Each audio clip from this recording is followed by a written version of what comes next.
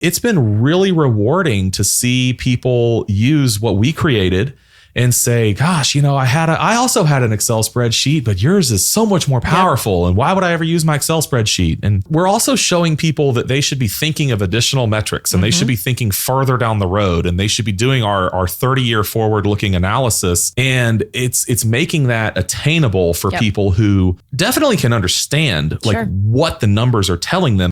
And then with the efficiency side, where you just type in an address and usually it knows all the answers. It might pop up and say, hey, we don't know everything about this house. Tell me something about it. But it'll do the analysis for you.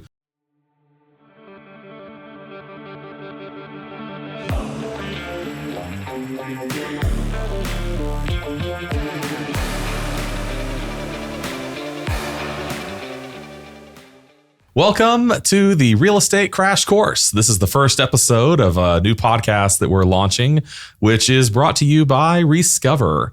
I'm Morgan Cole, and I have a co-host today. Kristen Lopez is joining me, and we're going to take this opportunity to talk about why we're launching this podcast, and also a little bit about Rescover, who is bringing it to you.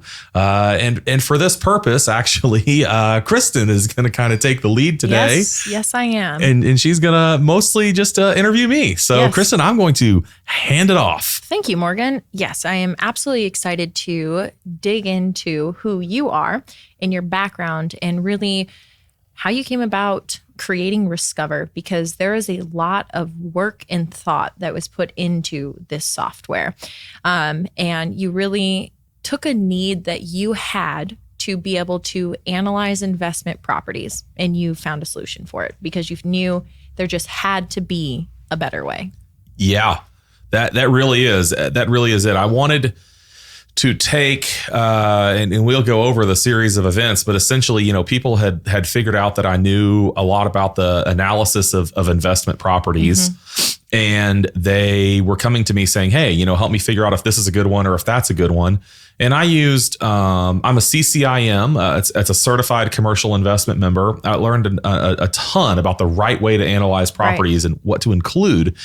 And that generally is applied toward commercial properties and significant investments. Not that an investment house isn't, but people weren't ordinarily going out of their way to do a detailed 30-year analysis. And I said, well, hey, if we can do it on an office building, let's do it on a house.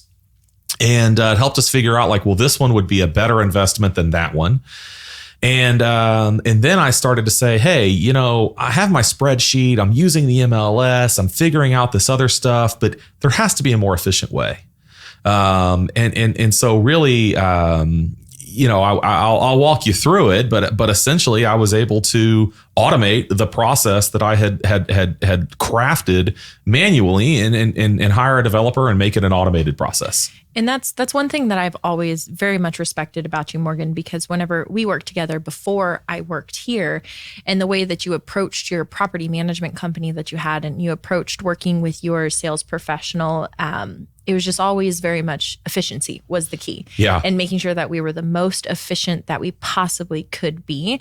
And I think that's something that is just an absolutely great quality that you have, which has then led to this amazing software to be built. And so then to really dig back in your story, because how I knew you is you own a property management company. I knew you knew a lot about real estate investing. But after we have been having conversations, just learning your entire background, it all came together as to why Rescover was able to be created. And it's really just all of the experiences that you have had.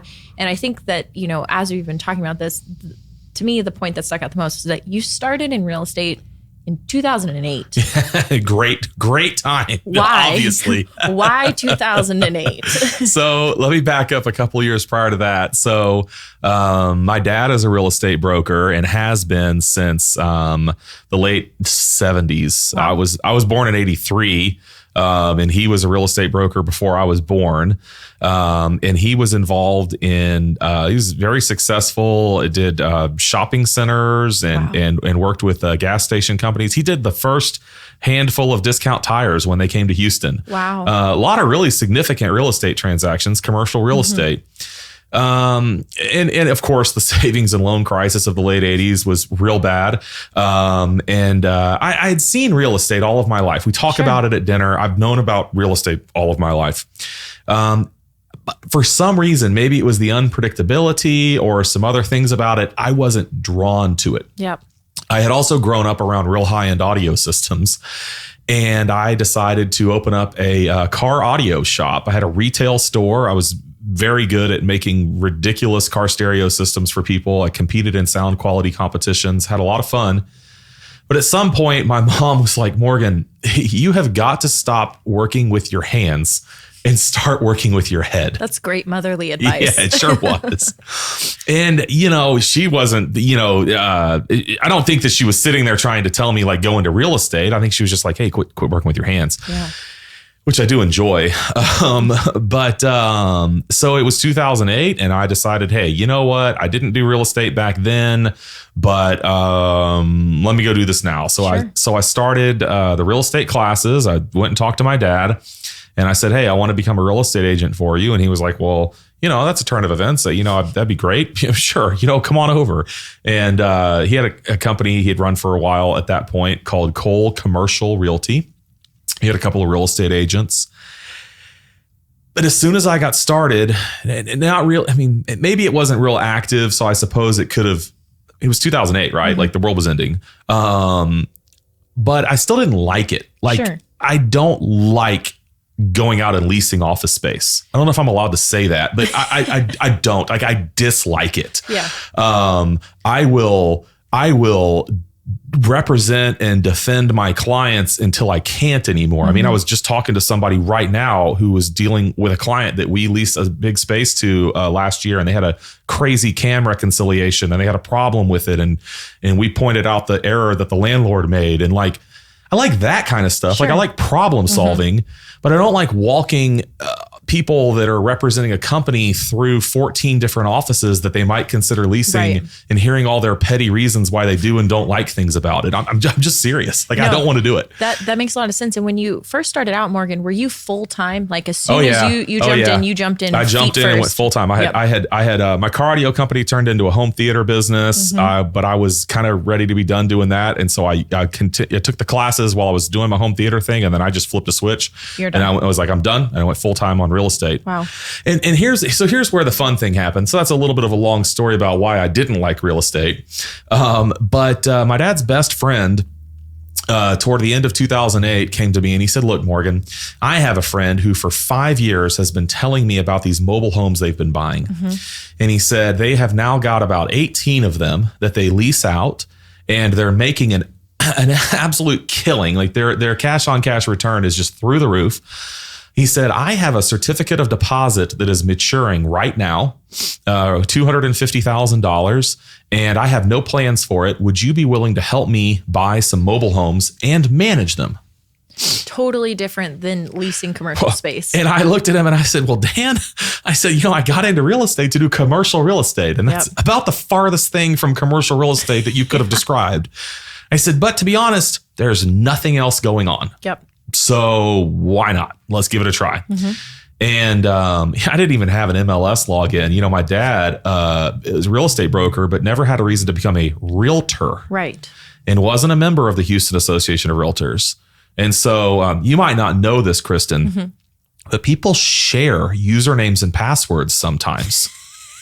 So I know this is crazy, but someone shared with me their HAR login information so that I could search for mobile homes that were for sale. And we found houses and we went and bought them. Real quick, bought the first one in mobile home for $24,000 in 2008, sold it 2 months ago for $115,000. Wow. Crazy, right? Crazy. That is crazy. One tenant the entire time for the 14 years or whatever, 2008 through 2022.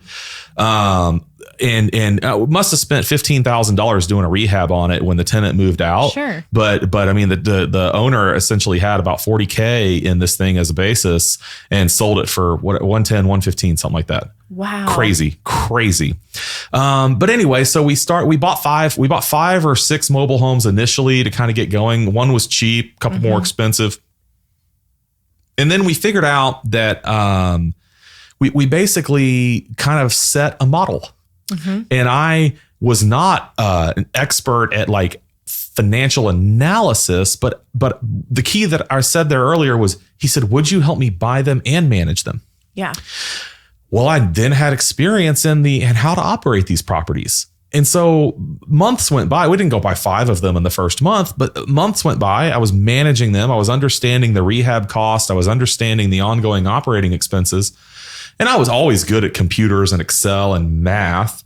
I did not have like a friend who had, bequeathed to me their ultimate 30-year analysis. So I just like stacked up my expenses, and I go back and look at spreadsheets I did a decade ago, and I'm like, Morgan, you were an idiot. Or back then, 2009, 2010. I'm like, what about all these other 12 expenses you forgot about? But anyway, but I figured out how to add stuff to it and take into realistic maintenance. This is the biggest thing, is realistic maintenance. Sure. If you don't have that, you don't have anything. And so by realistic maintenance, do you mean like taking into account things that like capital expenditures that you'll have to have to replace, right? Like roofs have a lifetime. That's right. That you'll need to not only them. roofs and water heaters, but also just carpet and wear items and stuff like that. And, just in my experience, mobile homes have higher ongoing maintenance than single family houses. Sure. As a percentage of their operating income, not necessarily the total expenses. Although some idiot or genius decided that mobile homes should have things like non-standard screen doors that should cost $600, whereas I could buy one for my home for $129. Right. It's just crazy. Can't tell you how many mobile homes we've actually taken out the front door and installed a pre-hung normal house door, so that we could not buy expensive mobile home doors and screen doors. Could talk about this forever. But the point is that I got boots on the ground. I got real experience. I was managing houses I was selling. I had a buyer that wanted to continue buying houses. So we evolved and we said, okay, we learned from this experience. Let's do it better. Let's do it better. His daughters then decided to buy 5 houses. One of my audio clients, I went over to his house to program a remote. He's a financial advisor. One evening, and he was like, hey, so what are you into these days? And I told him, I was like, this might interest you. I'm working with investors that are buying mobile homes as rental properties. Well, a couple of years later, I sold him 18 mobile homes and managed those.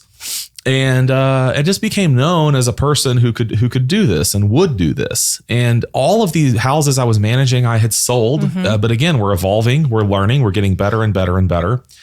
And then what happened was a couple of years went by, and in 2010, I remember I said my dad was not a realtor. Sure. I needed to list some houses on the MLS. We were graduating from like mobile homes that we were going to put on Craigslist. We wanted to kind of like up our client, our tenant pool and change things.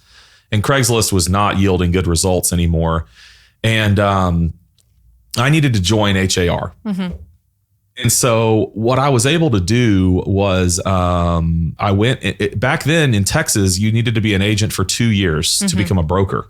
So I got my broker's license. I took the test and got my broker's license. I think I had to take a few extra classes and do whatever I had to do. It's 5 years now, and it's even harder with education. Sure. And I created the new company I created was Cole Realty and Management. And so that was different than Cole Commercial Realty. Absolutely. So at this point, you had branched out from just being an agent underneath of your dad to now being a broker yourself, and you were still helping to purchase properties now, not just mobile home, but also single family properties as well. Yep. And then those that you would sell to your investors, you were managing on the back end. That's exactly right. Okay. Yes, doing all that. That's exactly right. And when I went out on my own, I mean, I still had some kind of, I really went out to be a broker because my dad didn't want to join HAR and then cause agents that he sponsored to have to become realtors. You understand that deal. Absolutely.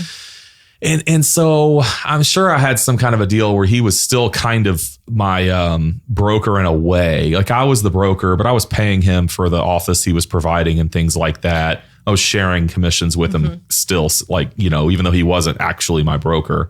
And I still learned a lot from my dad. I mean, you wouldn't believe how valuable it is to have somebody who's got 40 plus years of experience just that knows the answer.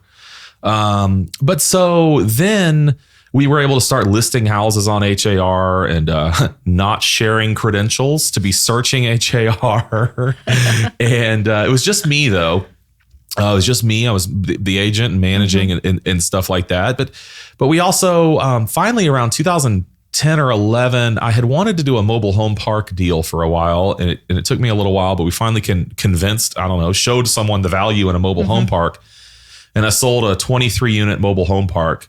So when you say that, do you mean that whenever you're talking about a mobile home park, it's not just the mobile homes, it's the land that's underneath of the mobile home. So you're selling, is it a plot of acreage the way that it is how you sell a mobile home park deal? Is it the acreage that is included in that and the homes? Like, is that how you value a mobile home park? So the value is people do it different ways. We have always sought out parks that have a low number of park owned homes. Okay.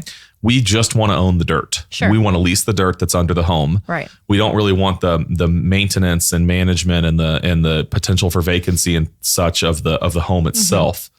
Generally speaking, when a mobile home enters a mobile home park, it just doesn't leave. Right. They cost, $5,000+ to relocate and you got connections and things. It can be very expensive. So we found a 23 space mobile home park on 10 acres. And it was in Tomball, Texas, and it had 1 or 2 park-owned homes, which is typical. It's typical that you have a couple of park-owned homes. Sure. And this man bought it as a 1031. He was selling his office and did a 1031 deferred tax exchange into the mobile home park. And he liked it, and he wound up a year later helped him buy 6 more. Wow. He told me, he goes, hey, if this goes well, then in a year, because he was displeased with how the 2008 and 9 stock market had treated him. But he had sold a business. He sold his office. He was really fortunate. He sold his office to do the 1031 for the mobile home park. But when he sold the business, he had also a significant amount of cash that he received. And rather than investing it in the market that had hurt him in 08 and 09, he invested it in real estate. Gotcha. Which was a lot better than selling at a discount in 08 and 09 and buying real estate. So that worked out really well for him. But yeah, so, and again, all of this was great because I continued to take my actual experience as a manager and apply it to buying these properties and say, hey, this is what we can manage this for. This is what the expenses are going to be. And when a seller sells a property, they'll give you their income and expenses, but they're not always the most realistic. Sometimes definitely at fault. They're lying, literally. Like, they had the best year ever in income.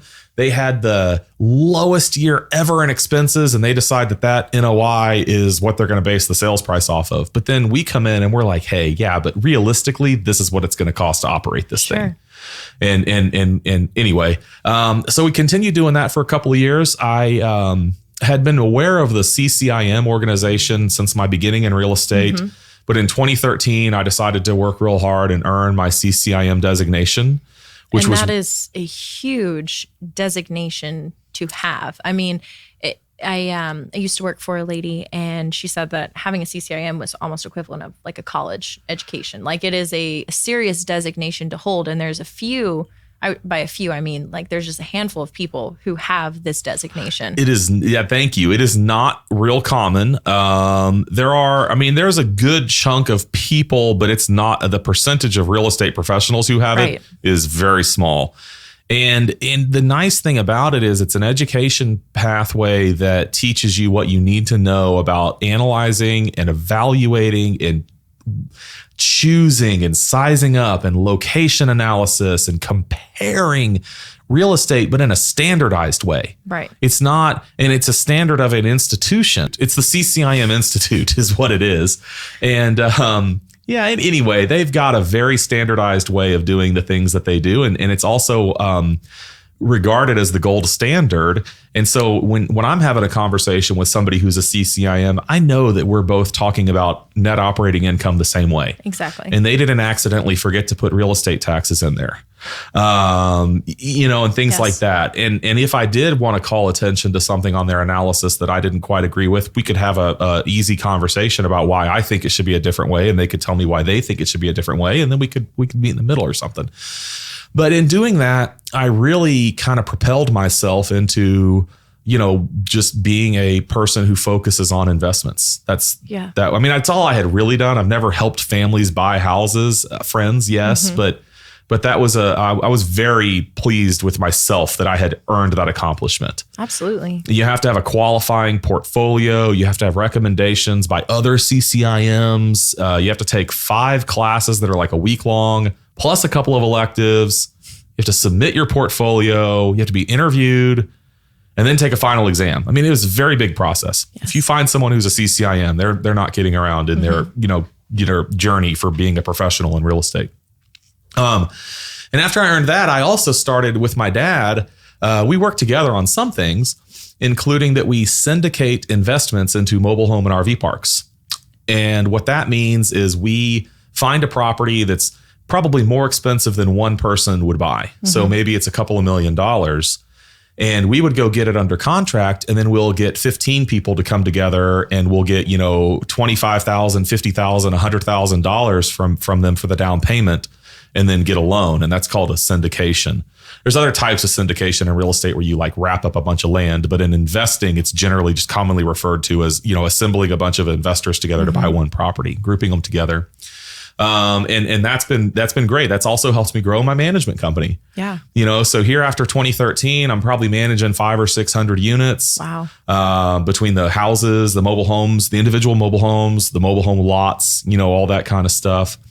And so this evolution of what you've done so far in this story throughout your career of, getting your real estate license, not really loving the commercial, going into mobile home parks, which is not, to me, that's not common. Like that is not something that people commonly do. You found something that made you excited. Then you got your CCIM, and now you're doing syndications. Were you just following things that you found interesting and decided, hey, I'm going to learn how to do that and do it? Like, did opportunities just come to you? Like, these are things that I think that not normal, but average real estate professionals just don't pursue. So sure. How did you? That's a good question. How did you get there? In the area where we live, there's people that are, investors in things. And so buyers and investors are maybe at least as commonplace here as they are other places. I know that the thing that inspired me to do the syndication was after I was a CCIM, but I had worked with the client. His name was Mike, that had bought the several mobile home parks. The most expensive one that he bought was about $1.6 million, which was awesome. Like I loved doing that deal, right? Who doesn't want to do that? But he was the only person that I had ever sold a property that was that large to. But I am now knowing where to search for mobile home parks. I'm receiving email blasts about mobile home parks that are for sale, and they are $1 million and $2 million and $4 million and $5 million. And I'm like, okay, well, Mike's not buying anything right now, and I don't know anybody else that's going to buy something that big. Well, through the CCIM organization, I got a mail blast. There was a guy named Gene Trowbridge, who was like the godfather of real estate syndication. Mm-hmm. He syndicated about 70 self-storage deals. Wow. Then he retired, went to law school, became an attorney, and opened a law firm to help real estate professionals create what's called a PPM, which is a private placement memorandum, which is the small phone book you have to write. For listeners, there used to be this book that they printed with a list of names and phone numbers, and it's called a phone book. Wow. Yeah. I think the pages were like yellow or something. The pages were yellow or white. But anyway, so Gene helped people write PPMs, and you have to do that when you syndicate real estate. And he had a class he was doing about syndication. And I got an email blast I had seen him on YouTube, and then I got an email blast, and I went up to Chicago, and my dad went with me to go to his class. There's like the real estate mothership up there. It's the real estate building in Chicago, but it's also got the CCIM organization, IREM, which is the Institute for Real Estate Management, is there. I think NAR is there also. Wow. It may be the NAR building. Anyway, it is like real estate mecca, And anyway, I went there for his class, And I feel like what had happened was I was seeing these emails from him. I knew that he was syndicating, and I knew that that's how you buy an expensive property, because you get multiple buyers or multiple investors. I knew that I was seeing properties that were worth buying. Yeah. They were coming across my email. I'm like, this is worth buying. I just don't personally know a person who's going to buy a $2 million mobile home park at that point. And so off we went. And my dad and I have done that together, and I've really enjoyed it. He's a broker. I'm a broker. We do broker. Well, he doesn't really do that anymore, but separately we were brokers. Right. But together we would get the properties under contract, raise the money, and we speak as the ownership, but then I have the management company that does the day-to-day management. And so you said, do you see something you like and you just go for it? I mean, that is pretty much what happened. Like I continued to see deals that I wanted to do. It wasn't that I was working for a specific client. I just was thinking to myself, man, I think someone should buy this and I want to make this happen. Yeah. And so we syndicated a handful of deals, and things started to just move along. And again,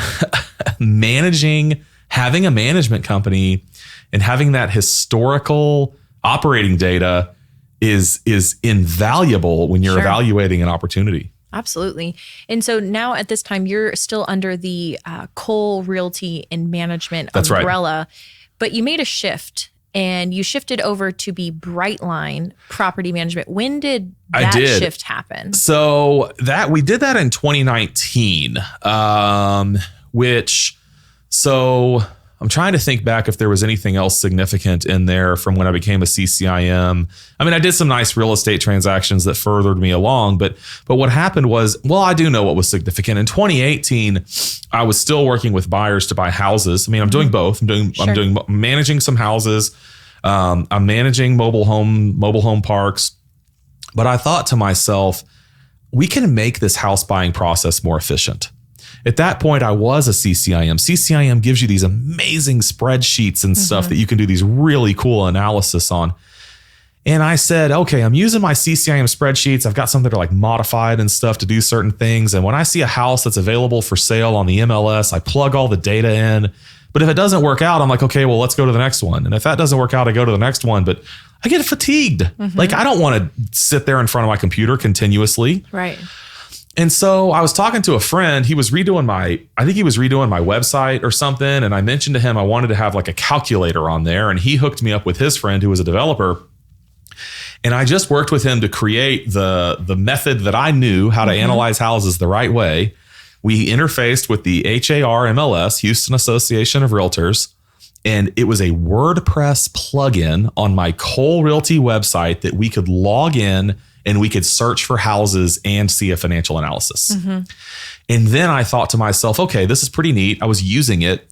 And how about if we now start pushing harder on managing single family houses? Right. Because now at this point, you're bringing over the methodology and the way that you would analyze these huge deals and analyze commercial real estate. And you're bringing that over to the single family space, which typically we are not looking at analysis of that in depth of the process. No, that's exactly right. It's generally just how much will it rent for? How much is it? Somebody maybe do the gross rent multiplier or something like that, and off they go. Which that's the most worthless metric. I could talk about that for 3 hours. But and at the same time that I thought, hey, I want to grow the single family. I know that I was really interested in growing my management business and actually going after third party. So that was a thing that I've learned is unique. I didn't know that most people in management were not selling the properties they were managing. Yes. I did that. And so I thought that was the natural path. But when I realized that I thought to myself, okay, like I want to go after, small apartment communities. I want to manage some other mobile home parks that I don't own.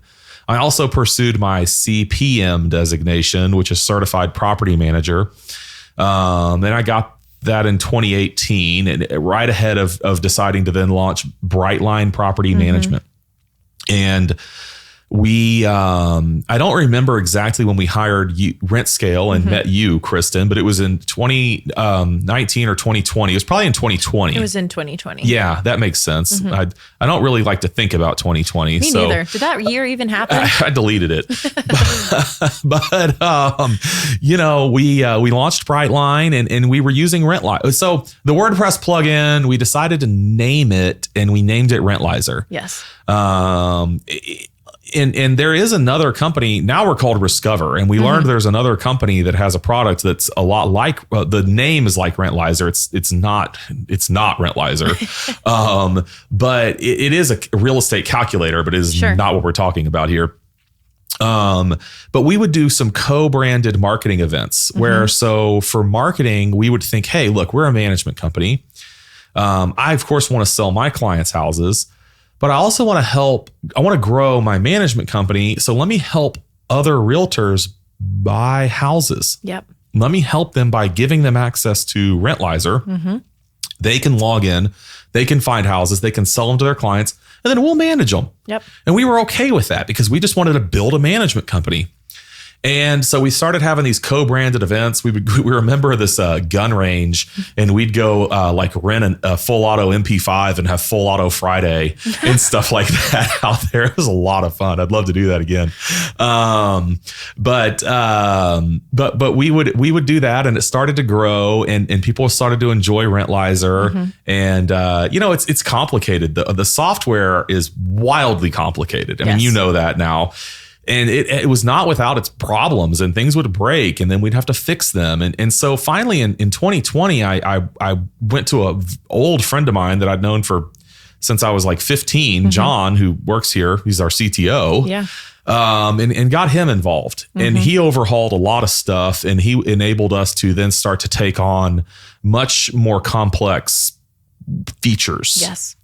And really in 2020, when the world was also ending then, so I don't even remember what happened in 2020, but I know that we accomplished enough development wise that in 2021, toward the end of 2021, I was observing the success of Rentlyzer. I was seeing the power of it. I was seeing it, using it to grow my management company. My management company, Brightline, was growing. Yes. Because we were finding leads on Rentlyzer. We were finding houses on Rentlyzer.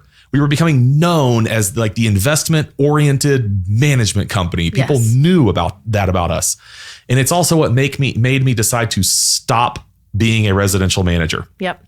And it was just because of this. I saw it. I was like, everybody would say to me like, back in 2018, when I first built when we had the website plugin, they're like, Morgan, this is bigger than your company. You need to make this a separate thing so more people can use it. And then they're like, this is bigger than Houston. You need to make it bigger. And we went to Texas. Hey, this is bigger than Texas. You need to make, anyway. So I saw like, hey, this works for my company. I don't really want to do this anymore because I'm having more fun with Rentlyzer. Yeah. And so I decided to sell my management contracts to another local management company and just go full speed on Rentlyzer. Yep. And in 2022, so I sold it at the end of 2021. In 2022, we went to a couple of trade shows. We continued to invest in growing our footprint, developing more features, making some important relationships in the industry. And then at the end of 2022, we figured out that things were really starting to cook with Rentlyzer. Yes. Put some more capital into it, took on another partner, and hired you and hired Ben and rebranded to Riscover. And we're hiring a couple more developers right now, and we are just growing as much as we possibly can. Yes. And I remember the first time that you showed me Rentlyzer. Yeah. And I remember hopping off of that call and just kind of sitting there and being like, what did I just see? Like the things that we can do on now Riscover, yeah, are things that I never would have thought would have been possible. And that I think it all came together based on what you've done. Like your every step in what you've done in your career has been a building block to being able to develop this software. And I think this software is most impactful because it's bringing a sophistication to parts of the real estate industry that it hasn't existed in before. I like the way you said that. As single family investors are coming in and they're seeing the power of investing in real estate. Oh, yeah. They're wanting to know how their properties are going to perform. And it's not the same as commercial real estate. No. It's not the same even as mobile home parks. It's completely different. And so to be able to have a calculator like this, and other calculators exist, we know that. Sure they do. None of them are as sophisticated as what we have with Discover.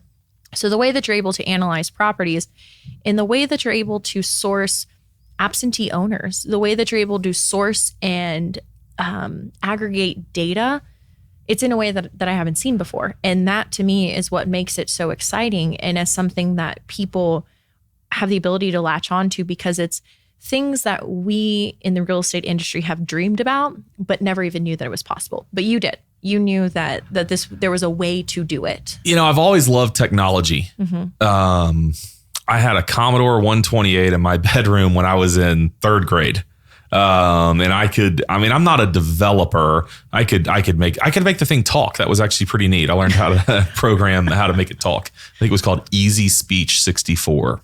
Someone who's a Commodore person, correct me.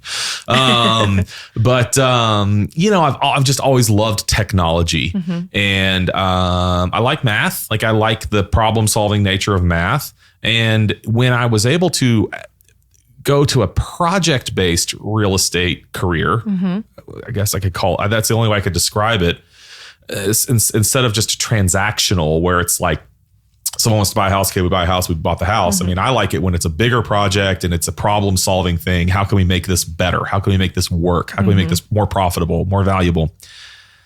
I'm attracted to projects. Yeah. And so when I saw the project in let's make the process more efficient, I want to make it more efficient. Yep. So I said, I love technology. I'm really loving real estate investing. Let's make that more efficient. And so we built the software, and it's been really rewarding to see people use what we created and say, gosh, I also had an Excel spreadsheet, but yours is so much more powerful. Yep. And why would I ever use my Excel spreadsheet? And I'm not saying that, look, if you're accurately calculating a cap rate, then great. You are accurately calculating a cap rate. There's not two ways to do that. There's only one. So ours is not a better cap rate. Correct. A cap rate's cap rate. But we're also showing people that they should be thinking of additional metrics, and they should be thinking further down the road, and they should be doing our 30-year forward-looking analysis. And it's making that attainable for people who definitely can understand what the numbers are telling them, but they're not the people that are going to build the spreadsheet. They're not the people that are going to build the software. And then with the efficiency side, where you just type in an address and usually it knows all the answers. It might pop up and say, hey, we don't know everything about this house. Tell me something about it. But it'll do the analysis for you. With the leads, it was Amy, who was our BDM at Brightline, who is just a world-class stalker. And she can find anybody online. But she came to me and we kind of brainstormed about it. But she was like, look, I can find these people on the tax rolls, but I cannot figure out if they own multiple properties. Yep. And so we said to ourselves, well, man, we have an enormous property database in what we're using in Rentlizer at the time, Discover now. How about we start doing some like reverse searching, and we started grouping people together by how many properties they own and stuff like that. And that was where we found the success in Brightline. Was our outbound mail campaign was a 6-part mail, and you worked on that with us. Yes. And after about letter 3 or 4, the phone rings. Yep. Hey, I've been getting y'all's letters for the past couple of months. And I've been meaning to talk to you, but man, I just had the worst night ever with one of my properties, and I'm ready to hand off the management of my 8 doors to a management company. And so, for us to show that we're professional and that we're investment oriented by including some Rentlizer reports in our marketing material and to use the software to identify those investors, it was just awesome. Yep. It was awesome. Absolutely. So I think that with everything that you have done in your career, Morgan, is then leading us to this podcast that we're doing right now. And so on the real estate crash course, yes, Discover will be brought up because it is this beautiful creation that you have made. But give us an overview of what we're going to be covering on the Real Estate Crash Course, because it's so much more than just Riskover. This is not a Riskover sales pitch continuously. I like talking to people and doing my part to educate them in their real estate journey. Yes. I have now at this point done a significant amount of real estate transactions. You know, in 2016, I worked with my best friend to he sold his assisted living facility through a company that sells them, but we took the proceeds of that and bought $35 million worth of commercial real estate. Wow. The air gets pretty thin when you talk to people that do full size transactions like that. And I want to take that same, we had lenders that were complimenting us on the unique quality of our analysis and the work that we did in buying those properties compared to what they usually see. I know that I'm good at this. I can say that. Like, I know that I'm good at this. And I like sharing that with people. And I don't care if it's a $24,000 mobile home or a $13 million shopping center. I want to talk to you about cap rate and cash on cash. So what are you going to learn here? You're going to learn cap rate and cash on cash and IRR and why it matters and how to evaluate the houses you already own and calculate their cash on cash, how to calculate their internal rate of return. You're going to learn to kind of size up why would an investment be a good investment compared to another investment. Yep. Anybody that owns a few houses, one of them you pretty much definitely like more than the rest of them. Yep. But you might not be able to tell me why. Okay, well, what if we figured out how to analyze the cash flow of those houses? And the answer was that most of your houses generate a 3% cash on cash, but one of them generates an 8% cash on cash. Yep. The thing that resonates with you is that you like houses that have high cash flow. We might find a person who's like an engineer or a doctor who has a high W-2 income, no time to manage, and maybe they don't care so much about cash flow because they have high income, but they want a lot of appreciation. And maybe they could tell us that, or we could help them figure that out by listening to our courses here. Yep. And they could say, yeah, you know what, man, as long as that thing breaks even and I don't have to feed it, I'm happy, but I'd rather buy in an area that's probably going to have a lot of appreciation. Absolutely. So we're going to talk about how to find property, how to analyze property, how to buy property, how to choose a property manager. Yes. Because you need a manager. You might self-manage. Fine. That's great if you want to do that. But whether you need to understand all the things you're going to be doing and how to be competitive when you're, attracting tenants and being able to say to them, I offer competitive things compared to managers that are offering a full suite of services to those same tenants. We're going to talk about how to purchase a property, finance options, how to purchase multiple properties, how to refinance them. Yes. Cash out refinances. Yes. When to figure out if you're earning a suboptimal return on equity compared to what you could be earning. And should you do a cash out refinance or should you just sell it? Yep. I bought 7 investment houses in 2016. I sold 7 investment houses in the last 18 months. Wow. Because it was time to take profit. I observed the disconnect between rental rates and property values. And I said, man, this isn't an investment if I don't take profit. Right. And so I could buy more. I can buy them again. They'll be less expensive soon. Yep. But, I want to talk about that. Sometimes you just got to make a decision, make an informed decision and act on it. Yes. And I want to arm people with the ability to make an informed decision. Yes, absolutely. And I think that to me is what is going to be so special about this is that it is an opportunity for the everyday person to understand all of these things that happen in real estate, because real estate investing is, in my opinion, the best way for someone to achieve the American dream, the ability to have legacy income that they can pass down to their children and that they can build something for themselves outside of just going to work every single day and trading your time for money. And I feel that real estate investing is the way to financial freedom. And we will provide some of that education on how to get there, like how you can go from 0 to 100 really quick. And so that's what I think is going to be really awesome about the Real Estate Crash Course. And that, we're going to take experience. We're going to take, I've been doing this since 2008. I've been talking about it since I was born. You were saying it's the American dream. And I think you rightly described that to me. I have said, this is a saying that I have. I think everyone should own a house. not necessarily the one they live in. Yep. The American dream is usually stated as, owning a house with a white picket fence and having 1.7 children and all that. But I think owning real estate is a pathway to wealth accumulation. Yes. But you might be better off renting an apartment nearby where you work and owning some real estate that is an investment. Yep.